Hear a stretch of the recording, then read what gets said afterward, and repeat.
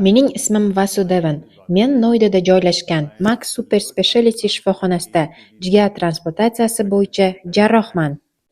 Men 2007-yildan beri jigar operatsiyalari, oshqozon osti bezi va o't yo'llari jarrohlik amaliyotlari, shuningdek, qorin bo'shlig'idagi saraton kasalliklari uchun jarrohlik operatsiyalarini amalga oshirib kelmoqdaman.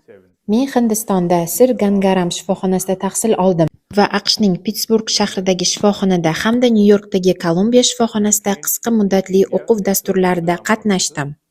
Bu yerda biz asosan jigar jarrohligi va jigar transplantatsiyasini amalga oshiramiz. Agar bemorga jigar almashtirish zarur bo'lsa, ya'ni uning jigar faoliyati ko'rsatmasi yoki jigar o'smasi bo'lsa, biz jigar transplantatsiyasini o'tkazamiz. Shuningdek, biz jigar rezeksiyalarini ham amalga oshiramiz. Bu shuni anglatadiki, agar jigarning bir qismida o'sma bo'lsa va biz qolgan jigarni saqlab qola olsak, jigarni to'liq almashtirish shart bo'lmasa, biz shu operatsiyalarni bajarib, zararlangan qismini olib tashlaymiz. Shuningdek, biz o't yo'llari saratonlari, jigar qismlaridagi o'sma, o't pufagi, talloq, ichak jarrohlik amaliyotlarini ham bajaramiz.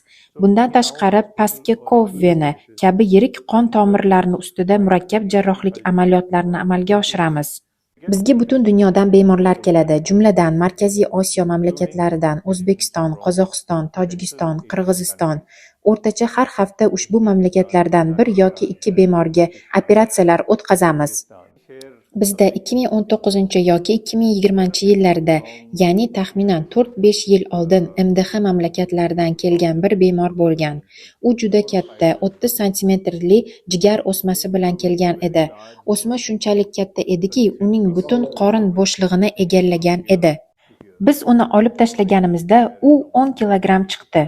U bu yerga kelishidan oldin Moskvaga, keyin Turkiyaga va yana bir nechta davlatlarga borgan, lekin u yerda unga yordam bera olishmagan.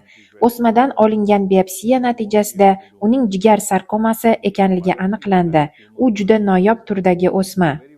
Biz ushbu murakkab holatni qabul qildik. Bu men olib tashlagan eng katta o'sma edi. Biz butun jigarni ham olib tashladik. Va biz uning jigarini almashtirdik. Aslida biz unga jigar transplantatsiyasi qildik va hozir 4-5 yil o'tib u yaxshi ahvolda. Men bu voqea orqali nimani aytmoqchiman? Agar boshqa joylarda sizga hech narsa qilib bo'lmaydi deyishsa, bizdan ikkinchi fikr olish uchun murojaat qilishingiz mumkin. Bizga tibbiy hujjatlaringizni yuboring. Ehtimol biz sizga qandaydir yordam bera olamiz. Jigarni qanday sog'lom saqlash mumkin? Bu juda qiyin. Aslida jigarni sog'lom saqlash oson, lekin buning uchun kerak bo'lgan narsalar bajarish juda qiyin. Nimalar bu? Alkogol mumkin emas. Muntazam jismoniy mashqlar. Ovqatlaringizda turli ranglar bo'lishi kerak, ya'ni yashil salatlar, turli xil mevalar va sabzavotlar. Hech qanday qo'shimcha moddalar ishlatmang. Jigarni sog'lom saqlash uchun sizga hech qanday dori kerak emas. Balandlik va og'irlik nisbatingizni yoki tana massa indeksini nazorat qiling. Ideal holda u 22-23 atrofida bo'lishi kerak. Agar shularni bajarsangiz, hatto hozir jigar yog'langan bo'lsa yoki unda qandaydir muammo bo'lsa ham, u butunlay tiklanish qobiliyatiga ega. Shunday ekan, barchamiz nima qilish kerakligini bilamiz. Maslahat oddiy, ammo bajarish qiyin. Shuning uchun jigar sog'lig'ini asrang, spirtli ichimliklardan voz keching va har kuni kamida 40 daqiqa jismoniy mashq qiling. Transplantatsiyadan oldin ko'rib chiqish kerak bo'lgan jarrohliksiz davolash usullari bormi? Demak, transplantatsiya ideal holda so'nggi chora bo'lishi kerak. Bu birinchi variant emas, to'g'rimi? Keling, men sizga ko'rsataman. Bu yerda bizda model bor. Ko'ryapsizmi? Demak, jigar sirrozi shu yerda boshlanadi va vaqt o'tishi bilan asta-sekin rivojlanadi. Agar sirrozning sababini bilsak, masalan, gepatit B yoki C bo'lsa va biz yetarlicha davolashni boshlasak, ma'lum darajada tiklanish mumkin. Demak, birinchi davolash usuli jigarning normal holatiga qaytishiga harakat qilish. Agar kasallik bo'lsa, uni davolash kerak. Agar sababi spirtli ichimlik bo'lsa, G'arb dunyosida spirtli ichimlik sirrozining juda katta sabablaridan biri. Spirtli ichimlikni butunlay to'xtatish kerak. Gepatit B va C ni davolang. Davolash mumkin bo'lgan ko'plab kasalliklar bor. Agar siz buni bajarganingizdan keyin ham jigar sirrozi saqlanib qolsa va normal holatga qaytmasa, unda sirrozning rivojlanishi sekinlashtirishga harakat qilasiz. Demak, sirrozning ilk bosqichida bemor transplantatsiyaga ehtiyoj tug'ilishidan oldin 10 yoki 12 yil yashashi mumkin. Biz uni tibbiy muolajalar bilan boshqarishimiz mumkin, to'g'rimi? Shuning uchun biz bemorning holatini iloji boricha uzoqroq davom ettirishga harakat qilamiz. Bularning barchasini nima uchun qilamiz? Chunki odam transplantatsiya qilingan zahoti umr bo'yi dori qabul qilishi kerak bo'ladi, ya'ni u bir kasallikdan, sirrozdan qutuladi. Lekin yangi jigar bilan birga boshqa kichik muammo paydo bo'ladi. Umr bo'yi dori ichish zarurati va dorilarning nojo'ya ta'siri.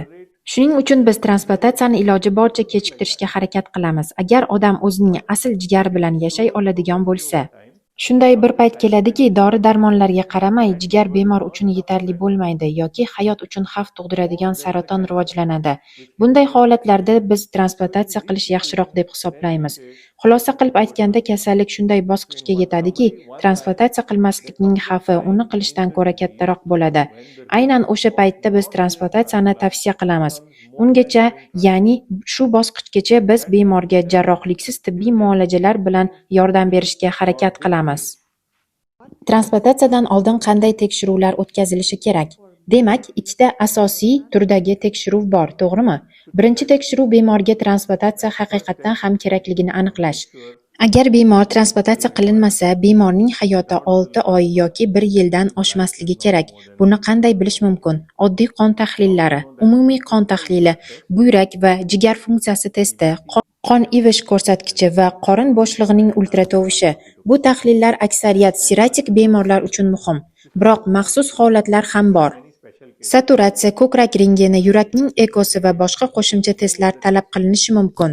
Bemorlar uchun birinchi bosqichda o'tkaziladigan ushbu standart testlar bizning tibbiy davolash bilan yordam bera olmasligimizni tasdiqlash uchun juda ham zarur.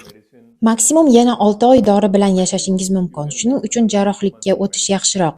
Buni men aytgan tahlillar orqali aniqlashimiz mumkin.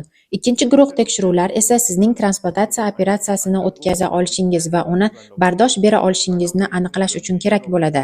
Transplantatsiya bu katta operatsiya bo'lib, 6 dan 12 soatgacha davom etadi. Shuning uchun siz bu operatsiyani boshdan o'tkazishga bardosh bera olishingiz kerak. Buning uchun biz umumiy jismoniy holatingizni yaxshilab tekshiramiz. Jigar transplantatsiyasidan keyin bemor o'zi boshqara oladigan umumiy asoratlar qanday? Jigar transplantatsiyasidan keyin yangi jigar sizga 40-50 yil hayot baxsh etishi mumkin. Endi bu sizning qo'lingizda. Shu 40-50 yilni qanday yashash sizga bog'liq. Buni qanday qilish kerak? Asoratlar qanday? Birinchi navbatda har doim muntazam tekshiruvlardan o'tish kerak va jigar dori vositalarini hech qachon to'xtatmaslik lozim. Immunosupressiv dorilarni ham to'xtatish mumkin emas. Immunosupressiyani minimal darajaga tushirishni istaymiz. Shunday daraja bo'lishi kerakki, dori ta'siri yetarli bo'lsin, jigar sog'lom saqlansin, lekin nojo'ya ta'sirlar bo'lmasin. Eng asosiy asorat immun tizimining yangi jigarga qarshi reaksiyasi, ya'ni rad etish yoki yetishmovchilik. Bu uzoq muddatda muammo tug'dirishi mumkin. Shu tufayli muntazam tekshiruvlardan o'tish kerak. Yana bir muammo bu vazn ortishi. Ko'pincha biz transplantatsiya uchun kelgan bemorlarni ko'ramiz. Transplantatsiyadan oldin ularning vazni 50 kilo bo'ladi, lekin 1 yil ichida 80 kilogramm bo'lib qaytib kelishadi. Ya'ni tanada qo'shimcha 30 kilogramm vazn paydo bo'ladi. Shundan taxminan 3 kilogramm jigarni ichida to'planadi. Natijada jigar yog' bosishi tufayli yana ishdan chiqishni boshlaydi. Nima qilish kerak? Transplantatsiyadan keyingi ilk bosqichda yuzaga keladigan muammolar haqida gapirmayman, chunki bu jarroh va shifoxona nazoratida bo'ladi. Lekin siz uzoq muddat davomida jigaringizni 40-50 yil davomida sog'lom saqlash uchun o'zingiz eplay oladigan muhim jihatlarga e'tibor berishingiz kerak. Dorilarni qoldirmang. Dori dozasini minimal darajada ushlab turish uchun muntazam tekshiruvlardan o'tib turing va albatta vazn nazoratini saqlang. Transplantatsiyadan keyin bemorlar qanchalik tez-tez shifokor ko'rigiga kelishlari kerak? Transplantatsiyadan darhol keyin hali Hindistonda bo'lganingizda biz sizni deyarli har kuni chaqiramiz. Agar bugun shifoxonada chiqishingiz kerak bo'lsa, ertaga, indinga va deyarli har kuni tekshiruv uchun qaytib kelishingiz kerak. Vaqt o'tishi bilan bu interval asta-sekin uzoqlasha boradi. Masalan, agar operatsiya 1-yanvarda bo'lsa, siz taxminan 15-yanvarda shifoxonadan chiqasiz va fevral o'rtalarida yoki oxirida uyga qaytishingiz mumkin. Uyga qaytgach, dastlab har hafta 1 marta tahlillar topshirishingiz kerak. Keyin har 15 kunda 1 marta, keyin oyiga 1 marta tekshiruv o'tkazish mumkin. Ya'ni asta-sekin interval uzaytirib boriladi. 1 yildan keyin odatda oyiga 1 marta yoki 3 oyda 1 marta tekshiruv yetarli bo'ladi. Ko'pgina tekshiruvlar telefon yoki onlayn maslahat orqali boshqarilishi mumkin. Agar siz yana Hindistonga kelib, bizni shaxsan ko'rishni xohlasangiz, marhamat, biz sizni qabul qilishdan mamnun bo'lamiz. Kelganingizda mahalliy sayohatlar ham qilib ketishingiz mumkin.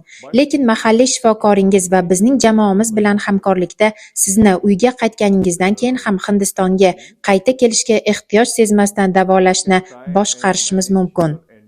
Qanday qilib donorning jigari bemorning tanasiga mos kelishini tekshiramiz? Bemor va donor jigarining mos kelishini sizning mahalliy mamlakatingizda tekshirish mumkin.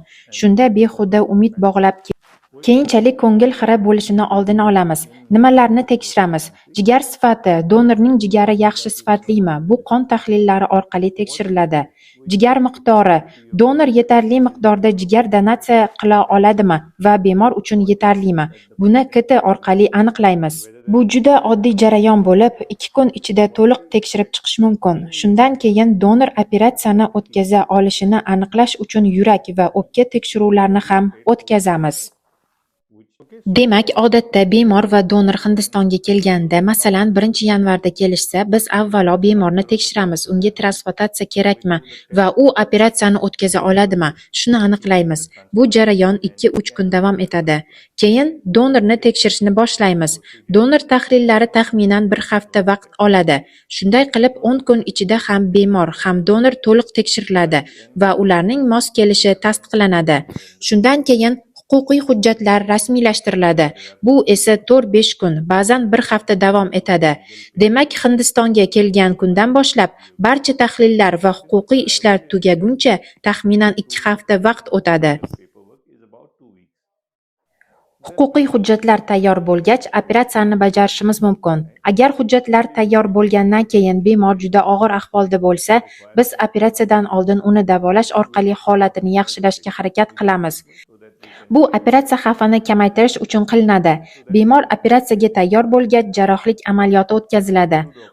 Operatsiyadan keyin donor shifoxonada taxminan 7 kun qoladi. Bemor esa taxminan 15 kun shifoxonada yotadi. Bu odatiy talab qilinadigan vaqt.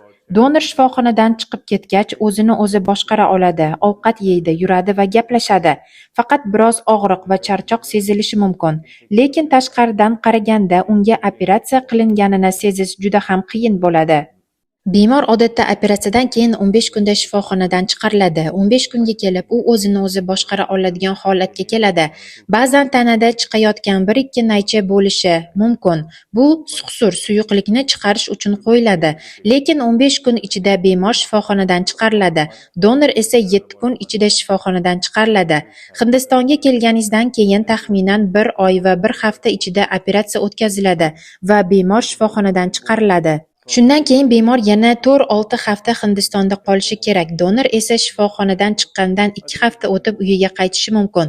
Agar donor ishga qaytishi kerak bo'lsa, u avvalroq ketishi ham mumkin. Aks holda donor va bemor birga uyiga qaytishi ham mumkin. O'rtacha butun oila Hindistonda 2,5-3 oy qoladi. Barcha jarayonlar tiklanishga bog'liq.